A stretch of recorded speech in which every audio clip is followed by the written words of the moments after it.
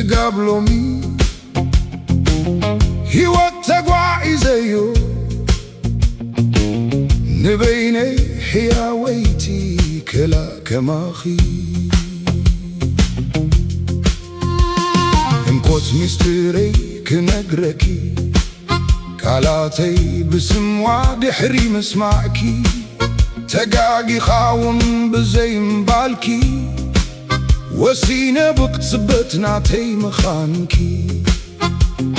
የፍቅረካየ ክትብልኒ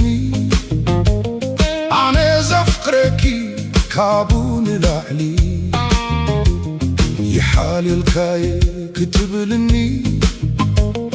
ኣነ ዘሓደልኪ ካብ ነብሰይ ንላዕሊ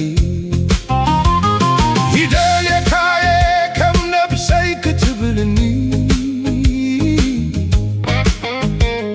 ሓቅኺኺ ጎደሎ ምዃን እንታይ ከኣብሰልኪ ሕይወት ሕሱም እዩ ሕይወት ሕሱም ናትኪ ፍቕሪ ግን ኣለዎ መቐረት ከም መዓር ጥዑም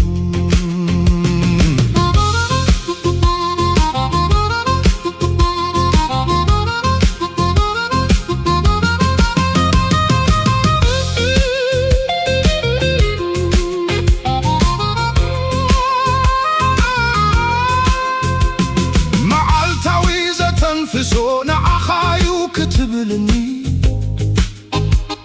የምሮኺ ምሳንበብክዎዩ ንዓኺ ዘምረተኒ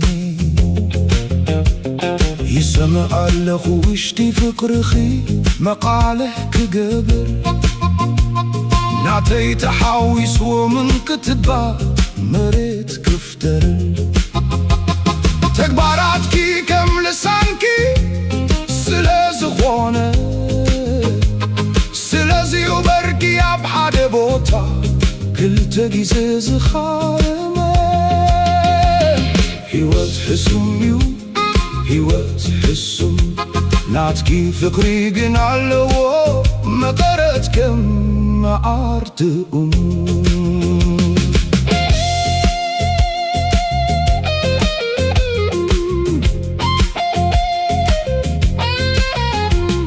ወትሩ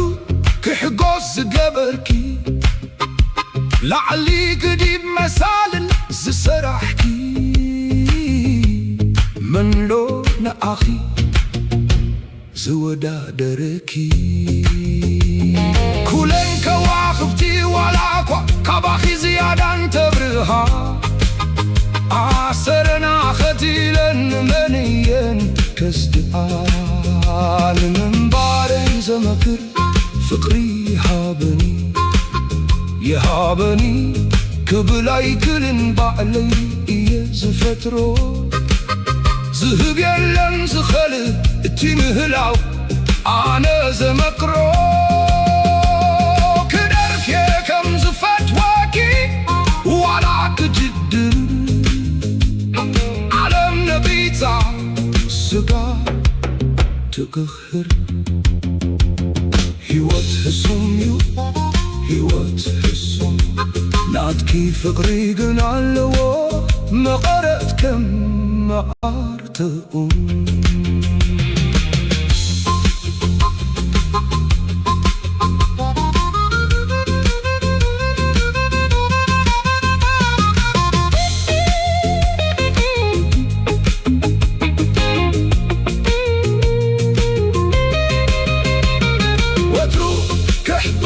ገበርኪ ላዕሊ ግዲብ መሳልን ዝሰራሕኪ መንሎ ንኣኺ ዝወዳደረኪ ሕይወት ሕሱም እዩ ሕይወት ሕሱም ሕይወት ሕሱም ናትኪ ፍቅሪ ግን ከቅስም ከቅስም ከቅስም እዋን ከቅስም ናትኪ ፍቅሪ ግን ከቅስም ከቅስም